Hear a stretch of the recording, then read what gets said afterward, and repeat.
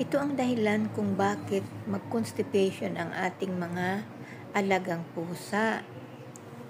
Yung pagkagat-kagat nila sa kanilang mga laruan, katulad niyan, pagdila-dila din sa mga balahibo, lalo na sa kanyang katawan, ay magkaipon-ipon yung mga bagay na yan, hindi yan matutunaw sa kanyang sikmura.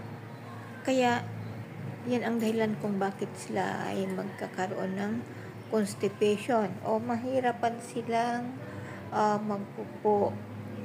Kaya yan, ako talaga ay experience na ng ganito sa aking alaga, kaya alam ko na ang aking ginagawa. So pag napansin ko naging matamlay na aking pusa, hindi na siya